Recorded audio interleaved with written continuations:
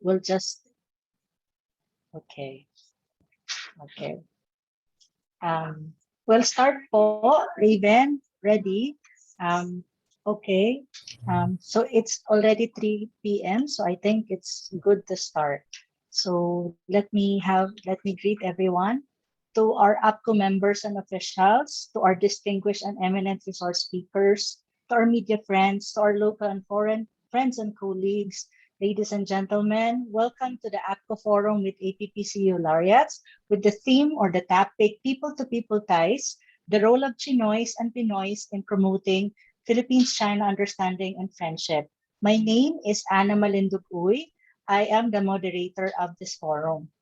Just to give you a bit of introduction, in the strengthening of bilateral relations between countries like the Philippines and China, diplomatic activities and cultural exchanges between the two countries, both at the state-to-state level and people-to-people level, are pivotal ingredients in enhancing mutual understanding, cooperation, friendship, and the resolution of differences and conflict of interest.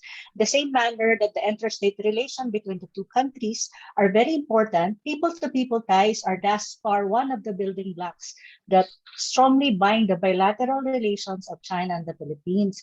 People-to-people relations are a form of public diplomacy and are vital in the engagement and relationship between the Philippines and China. One should not forget that effective public diplomacy is anchored on a strong and lasting people-to-people links and ties between countries. The building and cultivation of people-to-people links and ties as a means of sustaining a healthy, strong, and mutually beneficial relationship between the two countries is indeed significant. Thus, it is important to acknowledge the vital role of various stakeholders in contributing to the strengthening of the vitality of the Philippine-China bilateral relation to support them in their activities. In this afternoon, we will hear from our distinguished and esteemed resource speakers on the role of Chinoys and Pinoys in the promotion of Philippines-China understanding and friendship. To start our forum, may I call on the APCO Chairman of Youth Committee, Mrs. Maki Hong Chai, for the invocation. Thank you, Ma'am Ana. So let us put ourselves in the holy presence of the Lord. Heavenly Father, creator of the heaven and earth, we glorify your name, for you are good and loving. You have given us magnificent creations that we enjoy daily. Lord, we praise and thank you for all the blessings you have showered upon us. You are the source of all knowledge and truth. We seek you, asking for your guidance and protection as you blessed us with this opportunity to gather today virtually, despite of the challenges we face each of us. To learn together so we could grow together in wisdom and understanding. Give us the thirst to pursue knowledge and humility to acknowledge that our wisdom is incomparable to yours. Help us value each other's opinion. Lead us to inspiring discussions. Help us appreciate one another's work. Open our hearts and minds to receive new things. Bless our speakers and moderators today with courage and determination to share us what you have placed in their hearts so that they can impart to us your message. Bless all the participants with patience and endeavor to persevere. May we become worthy to receive what we will learn today. Let this event be a success, and at the end of the day, may all of us accomplish something meaningful. Thank you for this opportunity and the privilege to learn. We give everything to you, Lord. Amen. Amen.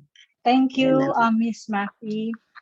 So the next part of our program is the opening remarks. May I call on APCO Treasurer General Fernando Pase to deliver the opening remarks on behalf of our chairman, Secretary Raul Lambino. Secretary Raul Lambino has some important things to do, so he tasked General Pase to deliver his opening remarks. General Pase. Thank you, Ma'am Ana. Good afternoon. Our Chairman, Secretary Raul Lambino, won't be able to join us in this forum and sends his apology. However, he sends his message for everyone, which I am going to read. First of all, I would like to extend our warmest welcome to all participants in our forum today. We have two esteemed speakers with impeccable credentials who will walk us through a topic that is vital in our greater understanding of contemporary China-Philippine relations. In the traditional writing of Philippine history, the great contributions of the Chinese mestizo in the creation and evolution of the Filipino nation have largely escaped scrutiny and therefore the credit they deserve. But thanks to recent scholarly works by contemporary historians, our present generation has come to embrace a more complete interpretation and understanding of our past. They brought into sharp focus the Tsinoys, our affectionate name for the Chinese mestizos, enabling us to forge a new consciousness about their tremendous influence on society through the different phases of our history. Their influence could be felt and seen in almost every aspect of national life. But most remarkably, they became, in the 19th century, the driving force behind the formation of the Filipino middle class, which was a critical component in the development of our people's consciousness as a nation. As one historian has observed, they played a significant role in the agitation for reforms. In the 1896 Philippine Revolution and in the formation of what is now known as the Filipino nationality. For when the revolution broke out, the Chinese mestizos were participants, it is said, not necessarily as members, but as Filipinos. They chose the revolution, which gave our people identity as a nation because of their growing economic, social, and political identification with the Indios as Filipinos. As Father Jesus Merino, OP, wrote, and I quote, "The Filipino nationality, no matter how Malayan it may be in its ethnic stock, no matter how Spanish and Christian it may be in its inspiration, civilization, and religion, no matter how American it may be in its politics, trade, and aspiration, has been historically and practically shaped not by the Chinese immigrant, but by the Chinese mestizo." Now fast forward to the present, and we see the Tsinoys and Pinoys together engaged in the continuing and demanding task of nation building and its building bridges of friendship and understanding with our neighbors. Since President Rodrigo Duterte's historic pivot to China in 2016, Philippine-China relations have never been better. In fact, it is undeniable that bilateral relations have taken on greater significance, nurtured by our shared vision of the future. Our two esteemed speakers today have the unusual perspective of a greater understanding of where this relationship is headed and also how we, Chinoys and Pinoys, can play a meaningful role in strengthening people-to-people ties and promoting understanding and friendship. Are we on the right track? Or is there something that we are missing? How can we make bilateral understanding and friendship grow deeper and more meaningful? These are the other questions which will be explored today by our speakers who are APCU 2021 laureates. Ladies and gentlemen, let us all welcome Professor Jaime FlorCruz, the founding president of the Peking University Overseas Students Alumni Association, and Madam Teresita Ang C, founder of the Kaisa para sa Kaunlaran Incorporated. Thank you. Thank you, General Pace, for that opening remarks. Before we introduce our first resource speaker, let me quickly mention our forum guidelines, just for you to know what, how we're gonna conduct the forum efficiently. All participants will be muted except for the speakers and the moderator. Participant may type their questions and comments in the chat box. And also, if you're interested of the copies of the resource speaker's presentation, please let us know, and the APCO Secretariat will be able to send it to you via email or via Viber or whatever. Just give us an information how to send it. So thank you, ladies and gentlemen, for that attention. Now, to introduce our first resource speaker, let me call on Raven to play for us a short audiovisual presentation as a way of introducing our first speaker. Raven, kindly play the AVP. Thank you.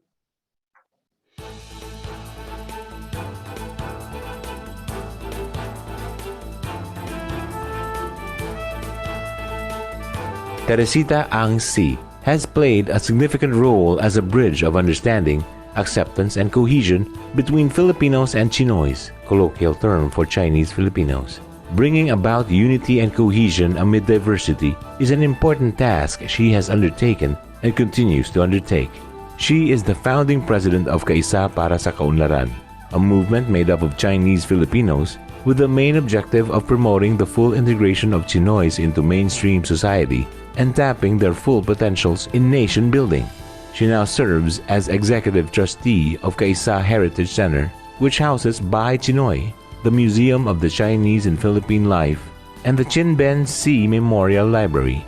The center is a repository of the historical and cultural legacy of the Tsinoys in all aspects of Philippine life. With Kaisa as the publisher, she has written, edited, and co-edited 19 books. As an academic, she has served as past president of the prestigious International Society for the Study of Chinese Overseas, or ISSCO, and the Philippine Association for Chinese Studies.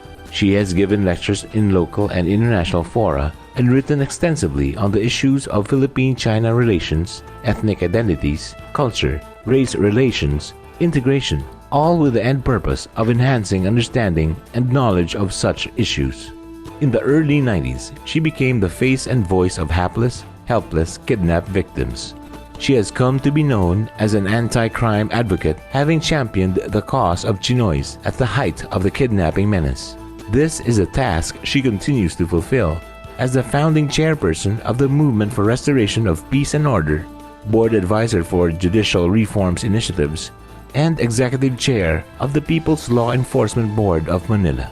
Having started in 1971, this year marks half a century of her role as a social activist, educator, cultural and development worker, and an active advocate against crime and for justice reforms. Madam Teresita Ang C. has received many awards and recognition, including the Outstanding Women in the Nation's Service or TOWNS, Lifetime Volunteer Awards, among many others. In 2005, she was among the 1,000 women from all over the world nominated collectively for the Nobel Peace Award, a recognition of all the work she has done through the years.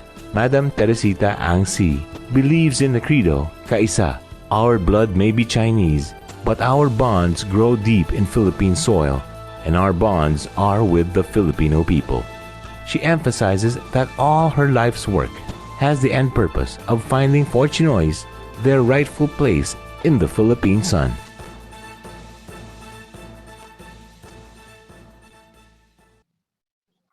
Thank you, Raven. Ladies and gentlemen, let us welcome our first resource speaker, Madam Teresita Angsi. Ma'am Tessie, you have the Yes, floor po. thank you very much, Anna. Let me share screen and start my video after I share screen. Yes po.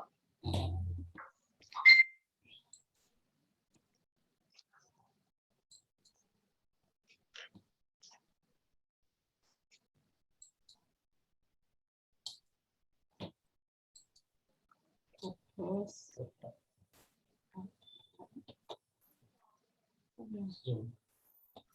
The- eh?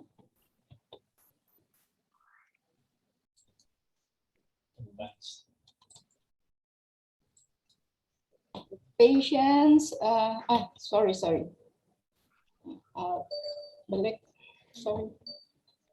Have patience. I'm sharing screen. Dapat hindi mo ino-open. Hindi. yung Zoom? Yung, I think, advanced portion. Okay. Sorry. It's okay Mixing po, ma'am. advanced portion kasi. Ayan, there. Hindi mo pinili yung There. Ah. Okay. Okay, you see my screen now? Yes, ma'am. Okay. Let me see. Thank you to APCU for this forum and good afternoon, everyone. 下午好. By way of introduction, just a minute, I cannot see my screen. By way of introduction, one way to improve people-to-people ties, as the Chinese say, is to share positive stories. 讲好故事. This year marks the 110th year of Xinhai Revolution. As Tsinoys, we don't just share about Sun Yat-sen and October 10, 1911. We can share how Filipinos and Chinese fate and destiny were intertwined at this period. The Chinese overthrew the shackles of Manchu power and Filipinos, their Spanish colonizers. The Philippine connection to China's revolution and vice versa is something unique in Southeast Asia. The Chinese revolutionists like Liang Qichao and Sun Zhongshan praised the Filipino revolutionists highly, saying how they were inspired by the Filipinos, who are so few but dared to fight two white masters, the Spaniards and the Americans. And our revolutionists, both Filipinos and the Chinese, help one another in human, financial, and material resources during the revolution. You may be surprised to know that when Sun Yat-sen lost in the Canton uprising, few wanted to help him, but Emilio Aguinaldo gave him 100,000 yen, which served as a huge encouragement for him. He said, "血中送炭, sending coal in winter indeed." There are many other such stories, like how the Balangiga bells of Samar were connected to the Boxer uprising, but this story is beyond the time limitation this afternoon. An important part of the stories of the revolution is how the pure ethnic Chinese and the Chinese mestizos participated in the revolution against Spain and against the United States. Most importantly, we don't just take pride in our national hero's Chinese roots, but should emphasize how his life ran parallel with that of Sun Zhongshan.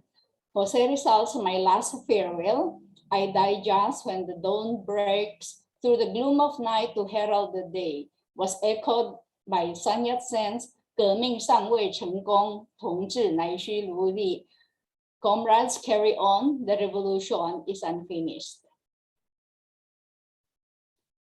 These are my topics. The first and second one I have discussed in other forums, so I will give a shortened version given the time limit and go to part 3. Many of my slides are one lecture all together, but I will just give brief introduction for some parts. My introduction gave samples of our shared history and shared destiny. The shared technology includes the rice terraces, something passed on from China to Yunnan to Vietnam to Southeast Asia and the Philippines. Missing in these slides are the rice terraces in Tayabas. It's all over, Cordilleras, Negros, Antique, and all over. Did you know that the mother of Philippine Carabao is Chinese? This did not come from me. This came from a headline news after the DNA testing in the Muñoz Carabao Center showed that the Chinese origins of our present-day Carabao. This is another story of intertwining fate, that after the last Carabao was slaughtered for food due to drought, famine, and ravages of Filipino-American War in 1901, it was from China that we imported new Carabao stocks. These documents are found in the Qing Dynasty archives. Aside from the rice terraces, we share prehistoric similarities with the Yangtze civilization, Changjiang Liu Yi Wenhua, that moved southward to Southeast Asia. If you haven't seen the Hemutu excavation site in Zhejiang, I think as Filipinos, it is a must visit. It will show you the palayok, the stone tools, and many similarities in our rice civilization and early civilization. Many more stories are found in ancient Chinese records, Chinese annals, books, and maps. Again, it is a whole lecture, but let me just introduce the Selden map of China, Dongxi Yang Hanghai Tu. The Selden map was discovered at Oxford University Library in 2008. Kaisa helped identify the 33 places in the Philippines in the map. The names are all in Hokkien, which made the scholars conclude that it was commissioned by a Chinese trader in the Philippines.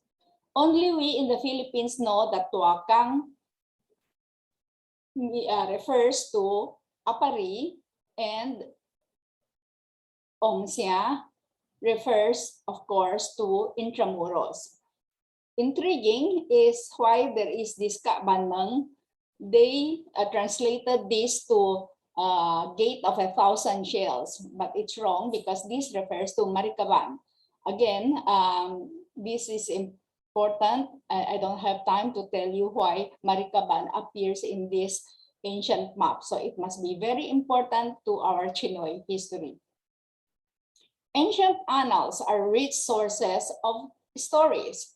The earliest mention about a place in the Philippines is Bai Laguna, which appeared in Song Annals in year 982. Remember, 982 is just the 10th century. And the first mission, tribute mission to China, was in 1003 from the Kingdom of Butuan. In 2003, there was a big celebration in Butuan to mark the millennium of the first tribute embassy to China. The most significant is, of course, volume 323 and 325 of the Ming Annals that documented the visit of Sultan Paduka Batara to Peking in 1417. The correct name is Batara, but the Chinese pronounce it as Pahala. Okay. Kaisa, of course, takes pride in being at the center of the 600th anniversary in 2017 and for being the first to bring the descendants of the Sulu Sultan to visit the Philippines in 2005 at the 35th anniversary of diplomatic relations. With the help and arrangement of Ke Lian He Hui Kokkai. The following year, representatives of the Sulu Sultanate made their first visit to Shantung, China. These are significant people-to-people exchanges. Again, the return visit of the Sulu Sultans, accompanied by Kaisa officers, was facilitated by Ke Lian He Hui Kokkai. China boasts of the only tomb of a royal monarch with an entire village of the Sultan's descendants, keeping their Muslim faith and guarding the royal tomb. Ambassador Carlos Chan helped renovate the burial grounds and museum. We share the story from the point of view of the Filipinos, highlighting our pride in the richness of Philippine civilization in early days when the Kingdom of Sulu could build ships sturdy enough to sail across the South Seas and pay tribute to the Chinese emperor. Another milestone this year is the 500 years of Christianity in the Philippines. It is important for us Tsinoys to share the China and the Chinese connections in this milestone, which I did in 2 full lectures in August and September. Indicating the close Chinese connection to Christianity, of the first 3 books in the Philippines, 2 are in Spanish and Chinese. And of the first 6 books published in the Philippines, 4 are in Spanish and Chinese. So let me introduce to you Libro Chino, Ming Sin Pao Jian, or Bing Sin Po Kam, the first Chinese book translated into a European read Chinese, Spanish language. Okay, the Bing Sin Po Kam was translated by Father Juan Cobo and brought to as a gift by Father Juan Benavides to the King Philip. Okay, skilled artisans likewise share techniques for stone buildings, ivory and wood carvings, and produce religious icons with unmistakable Chinese features and influences. San Agustin Church, of course, is unique in that the whole church is 90% built by Chinese hands. We also have Marian images worshipped as Mother Mary, Kuan Yin, and Matsu or Matzo as one and the same. It is a unique practice of religious integration in the Philippines, an important narrative that is included in the 500 years of Christianity in the Philippines. In our food, clothing, beliefs, life rituals, from birth to death, in all aspects of Philippine life, the Chinese presence has made indelible imprints that enrich Philippine cultural heritage. As you know, B is rice, so we have a lot of biko, bilao, bilo, bitay, bitso, because B is staple both in China and the Philippines. We are proud to share such positive stories to help enhance understanding of our role and influence in Philippine life. So moving to the last topic, how do we move forward? I presented the earlier stories as part of our duty to enhance knowledge and information as we face challenges in contemporary times. It is important to realize the reality that Tsinoy identities have transformed through time from itinerant merchants, the Huashang, and the workers, the Huakong, to sojourners, the Huachao, to the present-day Huaren and Huai, Philippine Ren, or Tsinoy, Chinong Pinoy, natataning Pinoy na dugong Chino. The ethnic Chinese in Southeast Asia are Chinese Filipinos, Chinese Malaysians, Chinese Indonesians, and so on. We are Filipinos in identity, but recognize our roots and heritage as Chinese. This is an important distinction, and it should be the point of view of our lenses as we look at China and Chinese issues. There are many ways for mutual learning and exchange of information as keys to understanding. We in the Philippines are ahead in setting up Chinese studies programs in our universities. My late husband was one of the pioneers to set up the Chinese studies program in La Salle way back in 1979. We helped UP Asian Center craft a training workshop for universities in China to set up Philippine studies program. Today, Jinan Daxue, Zhongshan Daxue, Minzu Daxue have started their Philippine studies programs. Many more, like Peking University, aside from Peking University, already have Philippine Studies program. Kaisa also gave workshops for social studies teachers on how to teach a course on the history of the Chinese in the Philippines. Most importantly, we had undertaken several people-to-people exchanges under Kaisa and the former PDRC. Farmers, fisher folks, teachers, journalists, health workers, civil society, from the Philippines to China and vice versa in the 1990s, all of which result in productive learning experiences, very important for mutual learning and exchange of information. These exchanges should be continued by other organizations who have the finances and wherewithal to do it because of the excellent outcomes. I can honestly say that these exchanges were the best part of my work in promoting Philippines-China relations. Kaisa helped the PETA, Philippine Studies Program, since its inception in 1981. It's 40 years this year, and they have many graduates who made outstanding studies of new topics like the Mangyans of Mindoro, epics and folk tales of the Philippines, the galleon trade, the fishing and coastal communities in Palawan, low-cost housing for the illegal settlers, and many more of these studies about the Philippines. These efforts should be continued and strengthened. These Philippine Studies graduates are the best ambassadors to tell China about realities in the Philippines, and they can help organizations like APCU and Kaisa to be more effective as bridges of understanding. On top of the stories and exchange visits, important are the outreach and development projects showing the faces of Tsinoys and their sincerity in helping, not just for photo ops and propaganda, but they are crucial to enhance understanding and acceptance. Building low-cost housing, we call them Nayong Tsinoy, is an important Kaisa activity. The father of your chairman, Mr. Jan Nang, the father of Jeffrey Nang, is one of the key donors for Nayong Tsinoy in Escalante, Negros.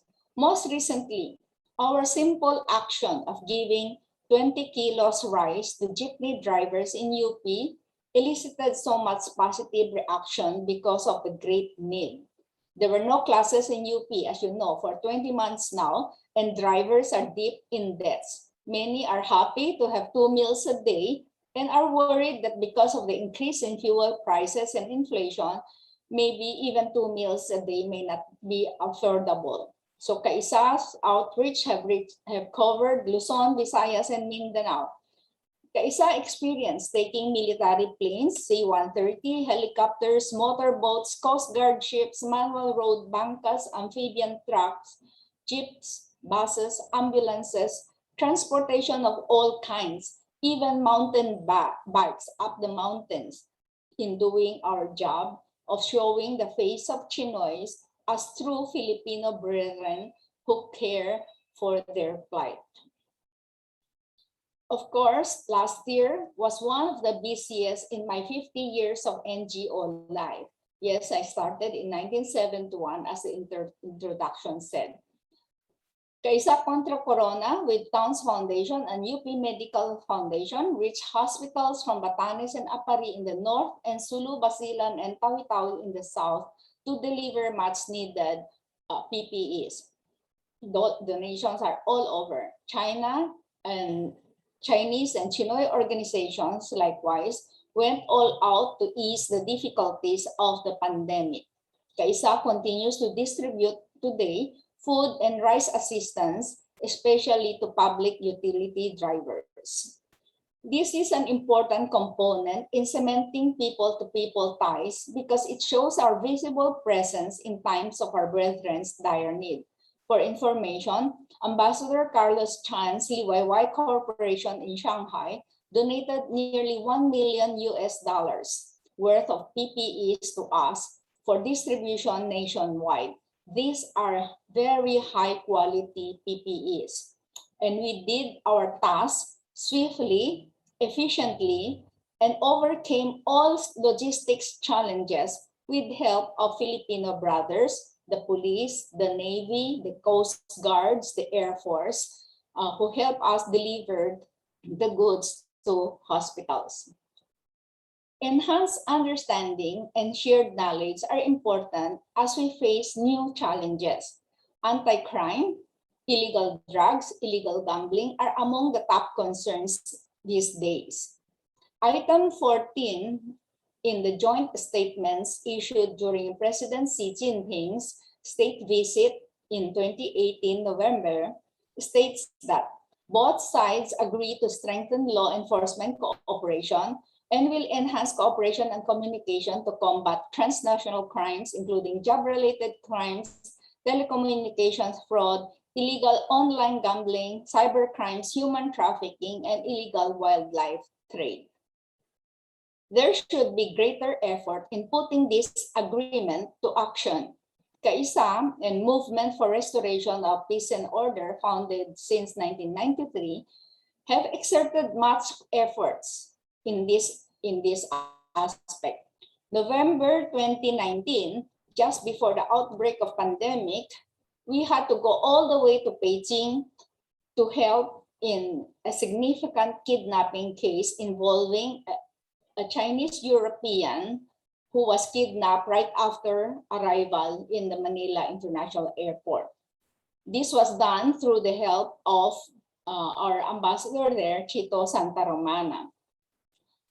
In the photo showed the victim swearing in, 4 of them, 4 different cases, and which we found out then to be all connected to just one syndicate. So the 2 are officers of the anti-kidnapping group, and this was facilitated by the Philippine Embassy in Beijing, who also gave me a chance to give a lecture to their staff during that visit. So there are many more activities like that. And lately, we are very happy to know the very high-level discussions between China and Philippine authorities in dealing with the pogos and casino-related kidnappings especially.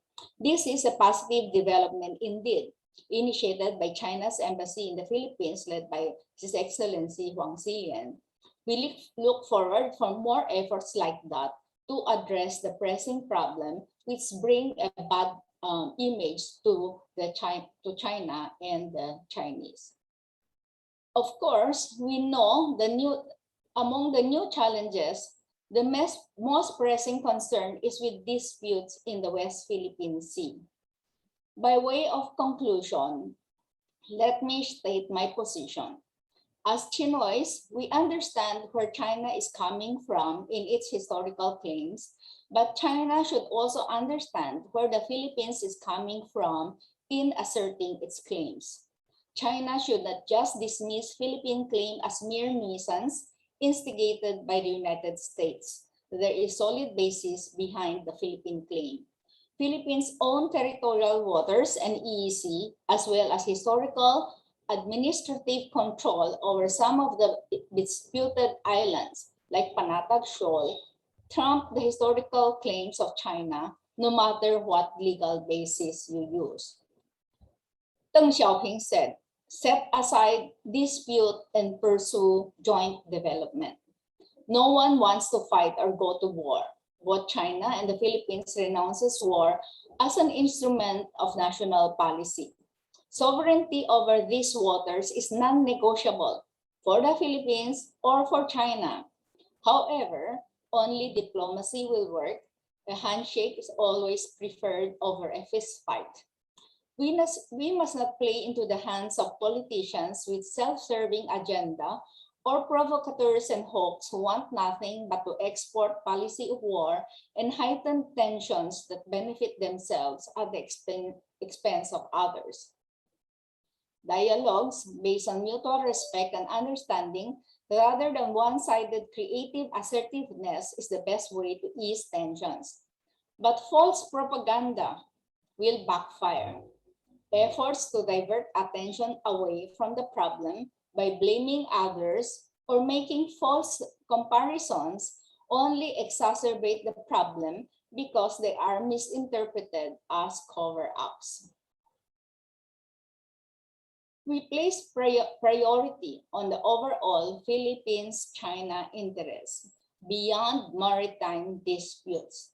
We should continue cooperating in science and technology, infrastructure, education, electronics, transportation, and many more. Beef this up and showcase the achievements in this partnership and what differences the cooperation has made. Illegal gambling and involvement in drugs trafficking and other crimes continue to be a black eye. Even irritants like forcing Filipino workers to wave China flags outside factory during Chinese celebrations, paying bribes to jump the line in vaccination or using fake medical certificates, conniving in corrupt business deals are actions we don't need. These are isolated bad behavior that become a racial problem, 种族问题, that reflect badly on China's image. New Chinese organizations proliferate. New ones keep coming up. They should exert efforts to police their own ranks and assert the importance of rule of law in our own country. Good deeds and productive people-to-people exchanges, outreach and development, and efforts like the pandemic assistance work positively. As our credo say, the Philippines is our country, the land of our birth, home of our people. Our blood may be Chinese, but our roots grow deep in Philippine soil. Our bonds are with the Filipino people. At the end of the day, if forced to choose sides, we choose to stand with the Philippines. We are electing a new president for 2022, and the only criteria should be Philippine interests above all. Being pro-Philippines is not being anti-China and vice versa, but propagandists who defend even illegal actions are being anti-Filipino and do China a great disservice. It is unfair to China because it often backfires. Political differences may drive a wedge between our two governments, but on the people-to-people level, we have been one family since ancient times. The best of Chinese culture is deeply embedded into the tapestry of national culture, and our past history and our destiny are intertwined. The bonds that tie us together are stronger than the issues that divide us. Salamat po. Thank you. 谢谢. That ends my presentation. Thank you, Ma'am Tessie, for that very informative, very educational, enlightening presentation. I've learned so much in 20 minutes. Oh, thank you very much for that. And now, ladies and gentlemen, feel free to write your questions and comment again in the chat box po. Moving forward, to introduce our second resource speaker, let me call on Raven again to play a short video as a way of introducing our second speaker. Raven, kindly play the video po.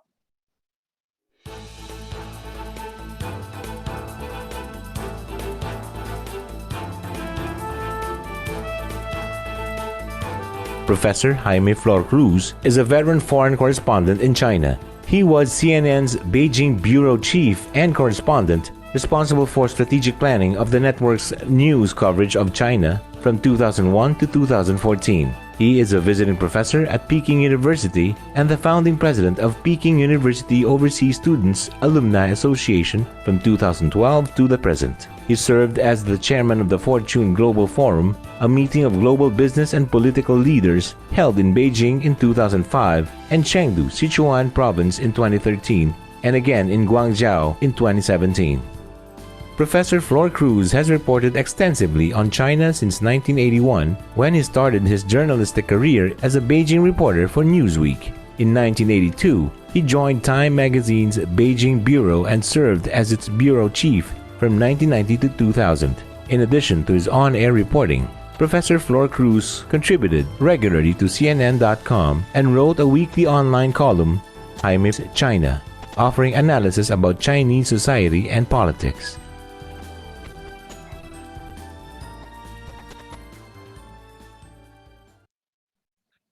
Thank you, Raven. Without further ado, ladies and gentlemen, please welcome Professor Jaime FlorCruz. Professor FlorCruz, the floor is yours po, sir. Salamat, Ana. Magandang hapon po sa inyo. Tess, I'd like to take off from where Tessie ended and talk about the importance of public diplomacy as viewed from the prism of Filipinos in China and elsewhere. Public diplomacy or people-to-people exchanges, of course, play an important role in promoting cross-culture and cross-border understanding. They also promote progress and peace. Now, I myself am a beneficiary of people-to-people exchanges. In August 1971, I joined a group of Filipino youth leaders for a 3-week tour of China hosted by the China Friendship Association, also known as Youxie, short for Youhao Xiehui. It is a non-governmental organization mandated to promote unofficial, non-government, people-to-people exchanges. And for decades, Youxie has hosted visits of entrepreneurs, politicians, educators, workers, farmers, artists, women, and youth from all over the world. Our China trip in 1971 dramatically changed the trajectory of my life as a 20-year-old student activist in the Philippines. I became a student of Chinese language and history in Beijing, and later I became a foreign correspondent covering China. And 50 years later today, I remain a China watcher and have become a teacher on China studies. Thanks to Youxie, which is APCU's counterpart, countless youths like me have had a chance to see and experience China firsthand. Now, China should host more visitors from the Philippines because by doing so, more Filipinos can get a deeper understanding of China and its history, culture, and people. Seeing, after all, is believing. We can better fight stereotypical biases against Chinese, discrimination against Chinese, and better fight this disinformation on China in the Philippines if we can have more Filipinos traveling back and forth to China. Now, public diplomacy is a two-way street. Tsinoys like Tessie, Chinese by blood, Filipinos by heart, they play their unique role in public diplomacy. And thanks to their familiarity with the two cultures, they serve as bridges between our two peoples. Chinese citizens from the mainland, Taiwan, and other regions overseas, they also play important roles as virtual bridges, bridging our distinct history and cultures. But China has to help itself in promoting public diplomacy in the Philippines. It needs to do a better job at telling its story, the China narrative. It needs to headline its dramatic successes without appearing arrogant or domineering. It needs to show humility in acknowledging challenges and problems that stand side by side with its awesome achievements and successes. China needs to effectively project its soft power, in films, in food, in art, instead of just relying on projecting hard power. This way, China can better earn the Filipinos' respect and appreciation, just like South Korea is doing, or Japan, or the Western countries like the United States and UK. They have much to learn from how soft power can be projected quietly but effectively. Now, we Filipinos play a distinct role too. When in China, intentionally or not, we are de facto cultural ambassadors. Conscious or not, we carry our country's image, like badges or Philippine flags pinned on our lapels, making or breaking our people's image in the eyes of our Chinese hosts with our actions and interactions with them. The same is true for the Chinese nationals who work or reside in the Philippines. We are either appreciated or merely tolerated. We are either loved or despised. With our actions and activities, we can make enemies or we can make friends for ourselves and for our nation. Public diplomacy is multifaceted and multidimensional. It involves exchanges in various fields: trade and business, politics and education, culture and arts, sports, and tourism. Many Filipinos in China all these years have been engaged in people-to-people exchanges, complementing the tireless efforts of our diplomats in the Philippine Embassy in Beijing and the consulates in Chinese cities. They are the teachers and students, learning Chinese language and culture or teaching Filipino and Philippine culture and English to Chinese students. They are the chefs and musicians who work in hotels and restaurants. They are the managers and accountants and executive secretaries working in multinational companies and Chinese companies. They are the kasambahays who do household chores for expatriate families in Chinese cities. They are the editors, writers, art directors, and TV producers who are employed in Chinese and multimedia companies. Now, over the years, I've known many of our kababayan excelling in people-to-people exchanges, often with little fanfare, but always with enthusiastic appreciation from Chinese friends. I remember the Electros, a 6-person rock and roll and disco band who entertained Beijing's urban community in the early 1980s, while playing in the Great Wall Hotel's Cosmos Club, the first disco club in Beijing. They introduced the local crowd to old and new tunes, including songs of Michael Jackson, Madonna, and our very own singers like Freddie Aguilar. There was Vlad Reyes, who served as general manager for Hilton Hotel and other properties, training countless Chinese in hospitality business. Vlad's pioneering work took him to Shanghai, Nanjing, Suzhou, and other cities. Take Reynaldo Lau Lim, who studied at the Culinary Institute of America in New York and spent over 20 years from the 1990s as top chef in Beijing's best restaurants and training Chinese chefs in modern cuisine.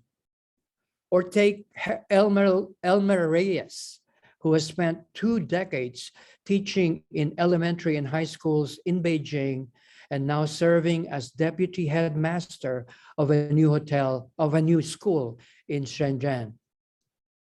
Or take Ariel Dision, a language professor at the Ateneo University, who until January 2020 had been teaching Filipino language at Peking University and later at the Beijing Foreign Languages and Culture University.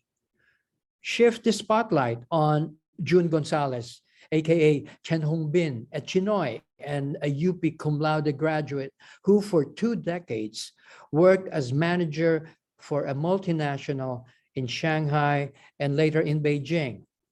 June advised customers, corporate clients in their marketing strategies and execution, including elaborate events such as those held around the 2008 Olympics and the World Expo held later that year in Shanghai. Now, there is also Peter Espina, who for years had successfully served as the chief art director of the Far Eastern Economic Review in Hong Kong, and later of China Daily, and later of Global Times in Beijing. There is also Rio Zablan, a Tarlac native, who works as a reporter for the China Radio International, CRI, and in his spare time has been popularizing Arnis, our Philippine martial arts legacy, among the appreciative Chinese, along with fellow Arnese specialists who have resided in China, like the Department of Foreign Affairs officer Ivan Frank Olea. Rio has been giving master's classes in places like Beijing and even as far away as Tibet, gathering ardent Arnese fans. Now, the latest story of enterprising Pinoys in China is Jaime Argonza, who opened the Mesa Madre restaurant in a tiny corner at the heart of Beijing's business district. Opened during the pandemic and barely into its first year, Gem's Masa Madre already boasts a regular clientele who have taken a liking for signature Pinoy dishes like pork belly adobo. And of course, there is Carlos Chan, our special envoy in China, who as early as in the 1980s brought to China modern manufacturing and marketing concepts and the managerial skills of Liwayway Corporation. Marketing their popular Oishi brands, Carlos and his children have been generating profits, offering philanthropic donations, and more importantly, making countless Chinese friends for the Philippines. So in their various roles and jobs and posts, these Filipinos in China share their talent and expertise, and along the way, make countless friends. By doing so, they wave high the Philippine flag, they make Filipinos proud, and they create a positive image of our country and our people. Now, several weeks ago, I was among those who were awarded by APCU and the Chinese Embassy a trophy for contributions to Philippine-China friendship. I share that honor with these outstanding Filipinos in China. They deserve a piece of that trophy. Now, we do need to do more. It is important that our two countries remain good friends and our peoples remain friendly neighbors. Yes, we have differences, as Tessie said, but our ties are more and stronger than the difference that divide us. By, political wind may shift, government policies may change. In fact, government administrations and political leaders may come and go. One of the ways to ensure good neighborly relations between the Philippines and China is to keep promoting and expanding people-to-people exchanges. I hope more people on both sides of the West Philippine Sea will join us in doing so. Salamat po. Thank you.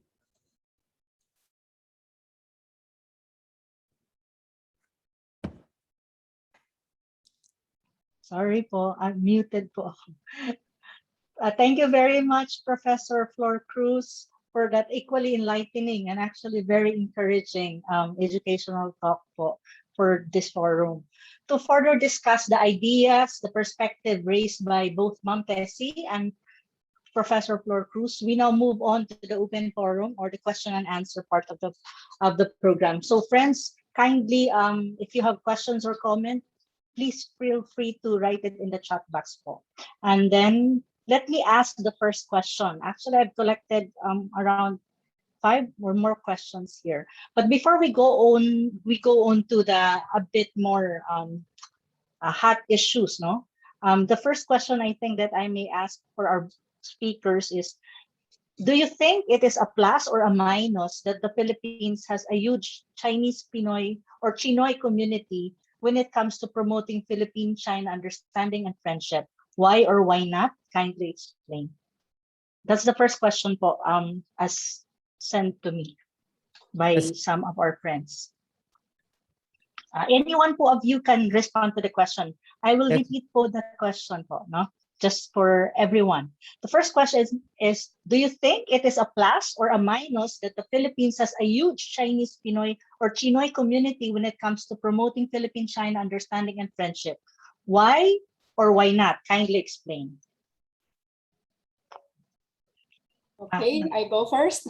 Yes, Yes, Tessie, yes, take it up. ma'am. Yeah. The question is a bit skewed because I don't know what they mean by huge. We are the smallest number of Chinese Filipinos of ethnic Chinese population in the whole of Southeast Asia, both relative to the population and in absolute numbers. Of course, we do not include the Chinese mestizos of the Spanish times who have been fully assimilated as Filipinos. What I mean is the ethnic Chinese, I mean those who still have Chinese parentage, who have some semblance of Chinese language know-how and retain some Chinese culture. No? This is just 1.2% of the total Philippine population, the smallest in Southeast Asia.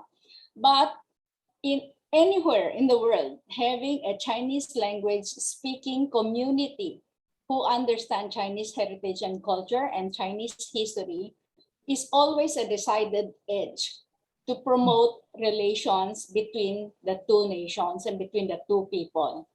So no matter where you are, no matter how many, whether huge or small, the presence of a Chinese language speaking community is a decided edge. It really helps. No? Just the same as in China, those who can speak Filipino, the Philippine Spanish students there, have a decided edge in helping to promote understanding. Thank you. Professor FlorCruz? Yeah, if I may add, it's also a big plus that the Chinese community in the Philippines, small as they are, relatively speaking, also are perhaps one of the best assimilated, culturally engaged or assimilated group in at least in Southeast Asia, as far as I know. And Tessie is a good example of that. What I mean is that over the years, the Chinese community in the Philippines have adapted very well to our local customs, tradition, and cleverly combined the Chinese heritage, the Chinese tradition with our own culture. And that's why we call them Tsinoys, right? Also, they are law-abiding. They follow our laws, and no one can challenge their allegiance. As Tessie has earlier explained, they are Chinese by blood, Filipino by heart. And so in that sense, we really are very lucky to have them. Thank you po. Thank you, Ma'am Tessie and Professor FlorCruz. The next question is a bit, I would say, hot question because it's current, no, that just happened. So the question comes from two of our media friends, Mr. Wesley Chua from Chinese Commercial News and also from ABS-CBN, Jasmine Romero. The questions are similar, no? So I'll just read one between among the two questions that have been posted here. The Department of Foreign Affairs have condemned in the strongest terms Chinese Coast Guard action who recently blocked and used water cannons against Manila supply boats going on their way to provide supplies in the atoll in the South China Sea, forcing them to abort their mission. What are your thoughts about this? How should the next president handle this? So this is similar question to Mr. Wesley Chua. So any one of you can answer po, or both of you can answer po. Sige, either Professor Cruz or Madam Tessie would go first. Go ahead, Tessie. Okay. Ladies first. Well, yeah, the action is very, very lamentable. President Duterte was gracious enough not to invoke the Philippines' victory in the International Tribunal. In exchange, China should not take such provocative actions that will further worsen the problem. It actually makes Duterte's soft position even more difficult to justify to the Filipino people. It is bad enough that we have not used the decided advantage of the victory as a leverage, and we understand where the Philippines and where China is coming from on this matter. But provocative actions like that is lamentable, especially it affects not just it has a human element. More than all the military actions or even the building of the islands, the human element of the effect on the fishermen's stomachs, the livelihood of the fishermen, the catch of the fishermen, and now like the supply. As far as I know, it was the Ayungin shoal that was being that's referred to in this morning's news, which is just about 100 nautical miles from Palawan. So it has that human element. No, it's against humanity for you to stop the supply of food and materials to the people who are guarding the Ayungin shoal. But more than that, the effect, the very adverse effect of these disputes is on the fishermen and on the environment, because those parts being those disputed islands are really the source of the marine biodiversity in the whole world, not just the Philippines. And the destruction, of course, of the shoals and the reefs are affecting this biodiversity. So let us probably listen more to Deng Xiaoping's admonition. Let us set aside the disputes and work towards cooperation. But how can we work towards cooperation if we have such actions as what happened this morning? Thank you, Ma'am Tessie. Sir? Yeah, I agree with Tessie. It is lamentable, it's unfortunate, and it's concerning. It's worrisome. Rash actions like this, I'm afraid, could lead to unintended consequences. It could lead to clashes or even loss of lives. And I'm sure China does not want to see that. And of course, the Philippines does not want to see something like that. This also shows the importance of engagement between the two, but also the importance of coming up with a code of conduct, of agreeing on a code of conduct, so that we can avoid incidents like this.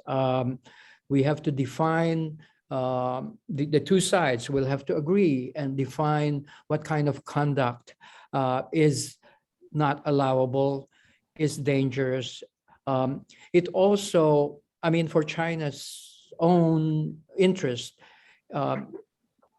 incidents like this will only buttress the argument of people who are pushing the Philippines closer to the United States. It's forcing the Philippines to choose sides, which we do not wish to do. Thank you, sir. Now let me go to the next question. This is the third question. In terms of people-to-people relation between China and the Philippines, are we on the right track? I think this is a question as well of Secretary Lambino giving the opening remarks. Now, are we missing something? What are the ways by which the Tsinoys and Pinoys can possibly deepen our ties and relation with the Chinese people or China as a country? Earlier, I think some of the explanation and presentation of both our resource speakers, they have addressed this. But I think the most relevant question is, in terms of people-to-people relation between China and the Philippines, are we on the right track or are we missing something? So I think that's the most relevant point. Yes, po. Well, I think we can do better, strengthen some of the positive actions, and try as much as possible to dampen the negative behavior and actions that affect Philippines-China relations. especially those who unwittingly try exacerbate the situation by making false claims. Now, it's bad enough that we have these problems, but they can be settled. The Philippines, the Chinese in the Philippines are in the best situation, as Jaime also emphasized. No? In the whole of Southeast Asia, we never suffered what the Indonesians, the Malaysians suffered. I'm talking about the post-war era. We had the best policy of integration, the smooth integration that has happened. So the Tsinoys can play this important part. The present problem is the proliferation now of the new immigrants. It's not being divisive. We need investors, we need professionals who are coming in. But the illegal immigrants, especially those in the pogos and illegal gambling, and their misbehavior are giving us a really black eye, no? Both the Tsinoys and the Chinese community, and even China. No? The Chinese embassy has worked very, very hard to crack down on this illegal pogo gambling, because gambling is illegal in China and it's draining China's resources for this money to be moving elsewhere. And the pogo and illegal gambling business has become a front for cybercrime, prostitution, human trafficking. We don't need this. But if you have Chinese immigrants and Chinoys coming all out to defend that this is good for our country, that look at Las Vegas. I mean, this kind of pronouncements only worsen the situation. It backfires because there is no basis for making those kinds of claims. No, let us work on the positive side and enhance understanding, knowledge. The people-to-people exchanges would help a lot. No, we did it in the 90s with support of donors, but after we ran out of funds, it stopped. Those are deep exchanges, hindi lang yung hindi yung pang social lang na visit, no? It's not just tours or junket trips. We always have dialogues set up during those meetings, dialogues with for example, the farmers and the fishermen groups. There's exchange of dialogues. How do you improve fishing? How do you improve refrigeration for our fish catch and everything? No? These things are very important. So even our fishermen in the South China Sea and the West Philippine Sea, they work very well together. They drink they drink beer together after a good catch. No, nag-exchange sila. So between people to people, among the fishermen, wala silang problema eh. But nagkagulo-gulo when the governments started coming in and making all those restrictions, no? So the solution there probably is if Philippines and China can help fast track the code of conduct in the disputed waters so that we can solve the problem. As of now, we are in the right track, but let us lessen those irritants that worsen the problem and strengthen the positive actions that help in promoting good relations. Thank you. Thank you, Ma'am Tessie. Professor FlorCruz? Yeah, I agree that we are on the right track, but we can do better. We can go deeper.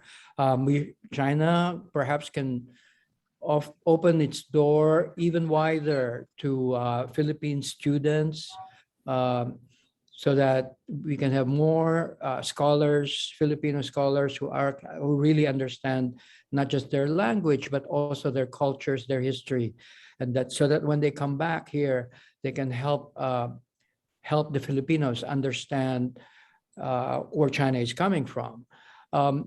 If China can also open further its doors to Filipino entrepreneurs, especially the smaller non-government companies, so that we can show that there is real tangible benefit in a good Philippine-China relations.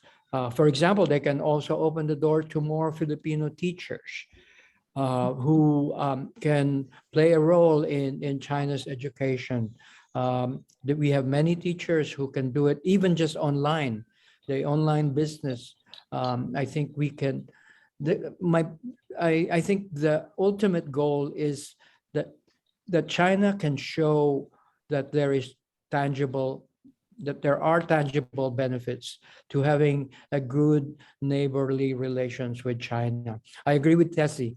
Of course, there's the responsibility in the end lies on us, but we want to bring in what is positive from China, their soft power, not the pogos, not the gambling, not the prostitution.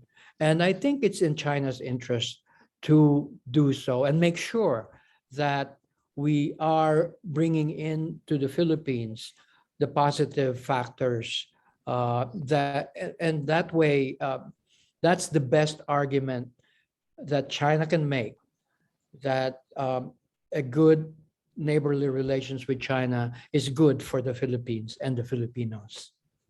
Thank you, po. The next question actually comes from Angie Chen, Central News Agency. So this is from our media friends or partners. No? Good afternoon. I would like to ask the speakers how they view the current Belt and Road Initiative projects in the Philippines. What is the position or what it is? Is it positive or negative in terms of impact?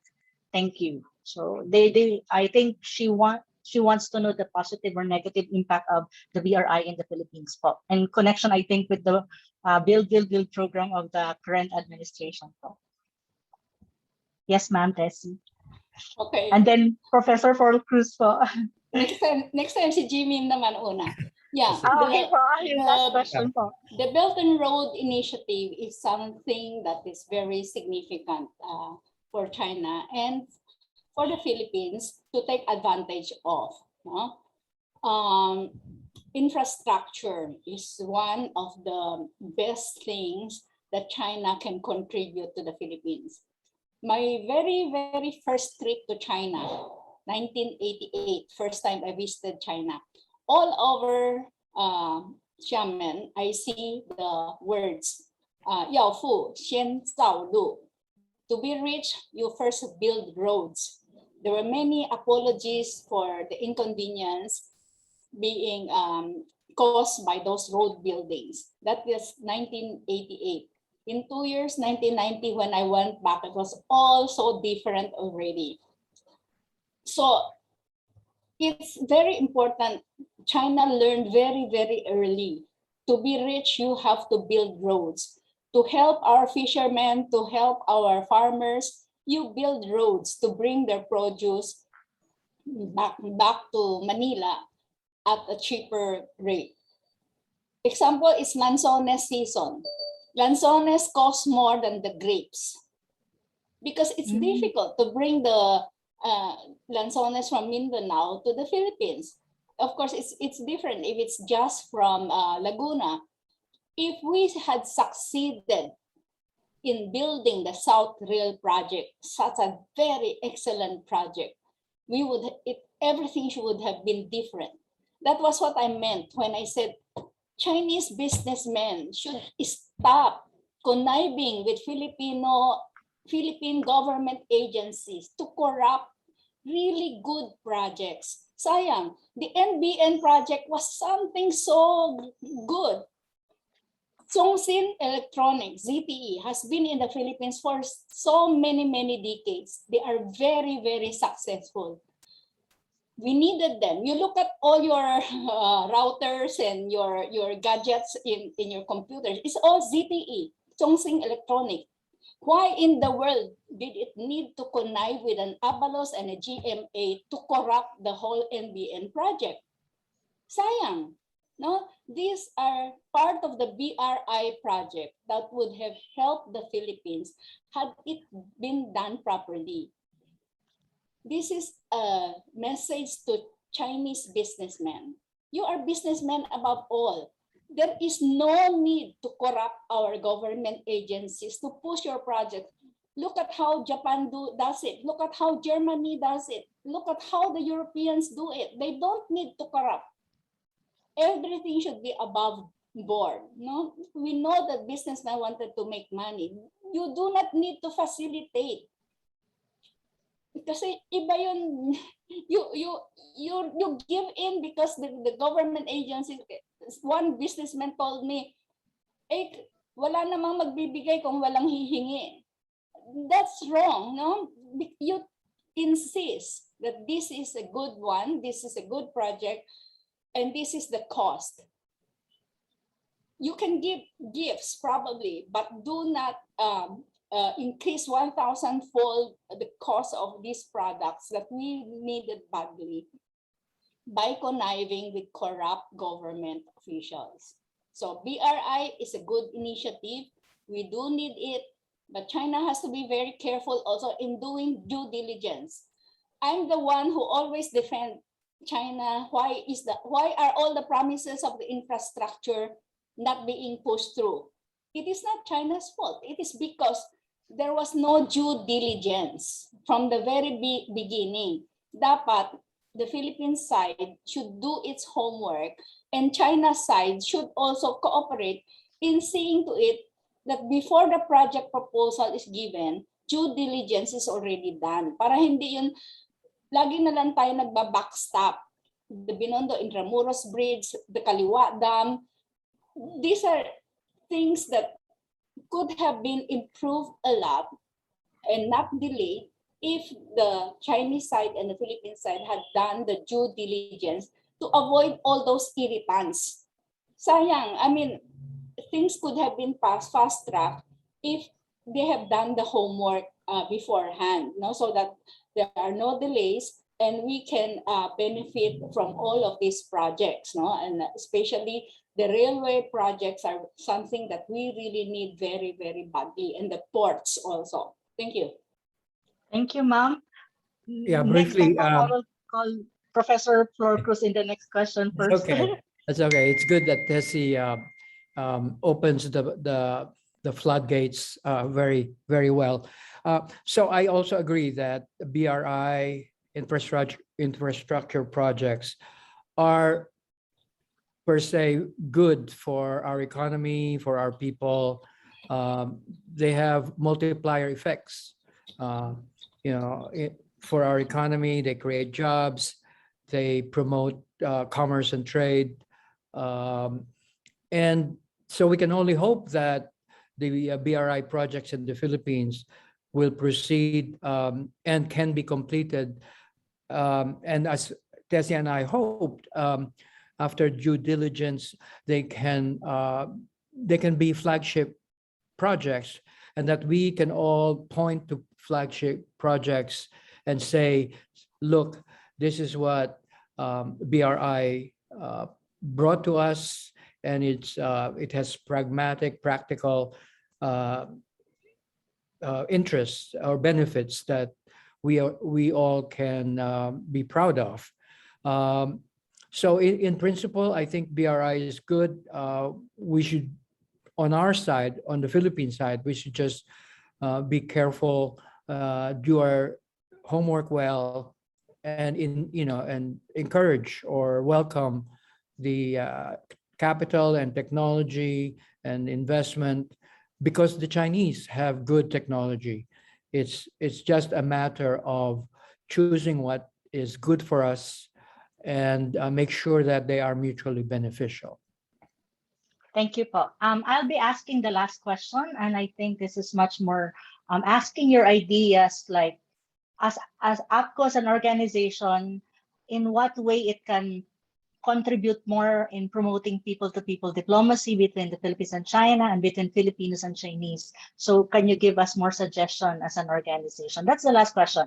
Now I will call Professor FlorCruz first, and then Ma'am Tessie. Okay. So yeah, APCO has been doing a wonderful job in all these years. I know from the 70s, APCO has been doing a thankless job of promoting mutual understanding with China. So I just hope that APCO can proceed along that line, do more, go deeper. No, you don't need to be or compete with tourist agencies. You are better than that. So I think APCO can do quality exchanges, bring Filipinos, more and more Filipinos over to China, and then bring what's good from China, especially its culture, its soft power to the Philippines, so that the our Filipino audiences can appreciate the best of China. Thank you. Thank you po. Ma'am Tessie? There are many things that organizations like APCU, Kaisa, and all the other groups can do to help promote understanding. No? One way, of course, is to enhance knowledge, to strengthen the people-to-people exchanges. For example, the journalist group and civil society group that I brought to China one time.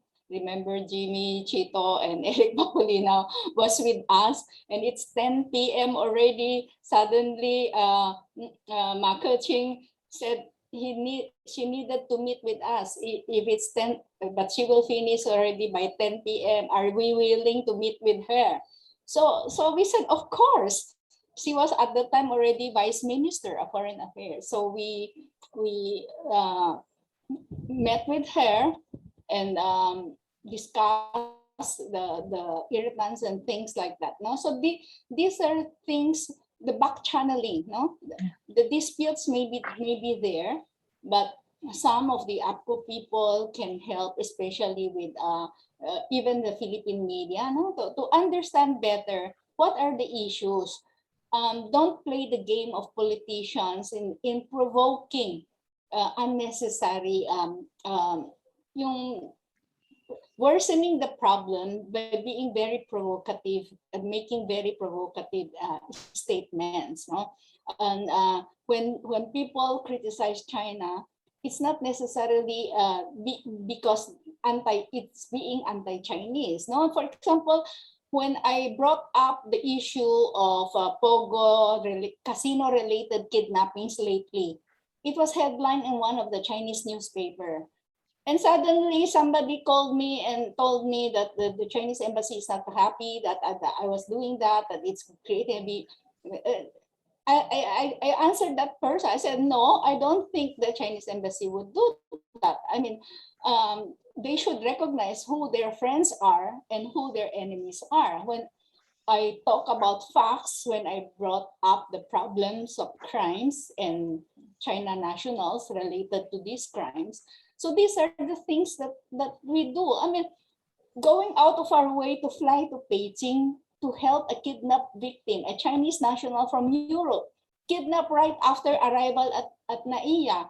We felt very bad about it because this is not casino related. This is a legitimate investor falsely enticed to come to the Philippines for real estate investment.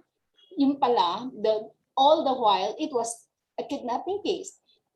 It's related to the kidnapping of a Chinese from Thailand who paid such a huge amount of ransom. So we had to fly all the way to Beijing to do this. No? So other organizations can also help in these efforts. I mean, don't leave it to us to clarify matters, to help that our justice reforms, our justice system leaves much to be desired, but it is the only one that we have. And we should work within those justice system and help in filing cases. Organizations like APCO can help support, for example, the victims who need support, interpreters, no, badly needed. It's good the embassy met with the anti-kidnapping group recently to iron out some of these problems. No? It has been ongoing for more than 2 decades, but it's only recently that we have high-level meetings to help solve the problem because it's worsening. So APCO as an organization can probably help in efforts like that, no? Help some victims, convince them to obey the rule of law, convince them to file cases if they are victims, to even report, no? And cooperate with our police authorities. And of course, the outreach, the development projects, the economy is in a very, very bad shape. The elections are coming. Inflation is really terrible. So APCU can help by helping the indigents, the poor people, those in dire need at this time. No, you can be the good ambassadors to show good face for Chinoys who really care. Thank you. Thank you very much po for answering our questions, Ma'am Tessie, Professor FlorCruz. Thank you very much po. Answers are well appreciated po. At saka I've learned, as a moderator, I've learned so much in just roughly 1 hour of this forum. Now, ladies and gentlemen, before I move on to the last part of our program, let me just give you a quick announcement for the next APCO forum with APPCU laureates will be on December 9, and that's a Thursday, same time, 3 to 4:30 p.m. with Mr. Herman Camentong Laurel and also Mr. Adolfo Caado Paginawan. The topic is also very interesting, and it's the role of media and media cooperation in the promotion of Philippine-China friendship and understanding. This is a very interesting as well. So I hope all of us will be there as on December 9. Now, let me call on APCO Vice Chairman, Mr. Sixto Benedicto, for the closing remarks. Sir Noy? Thank you, Anna. We have a very heavyweight speakers today. Yes. Allow me to close our forum today. APCO Chairman Secretary Raul Lambino, APCO President Jeffrey Nang, fellow trustees, officials, and members of the Association for Philippine-China Understanding, or APCU for short, to our esteemed resource speakers, Madam Teresita Ang-Si and Professor Jaime of FlorCruz. Media friends, local and foreign friends and colleagues, a pleasant afternoon to all. Indeed, historically, contact between the two peoples, Filipinos and Chinese, can be traced back to ancient times. Indeed, the Philippines and China have long shared histories, kinships, and cultural affinities, which could be traced back to pre-colonial times, meaning before Spanish colonization, as early as 3,000 years ago. Chinese and Filipinos were already conducting people-to-people exchanges, commerce, and trade. To note, one of the instrumental and pivotal factors that helped in the establishment and strengthening of the official diplomatic ties between the Philippines and China is people-to-people relations, noting that amity between people holds the key to sound state-to-state relations.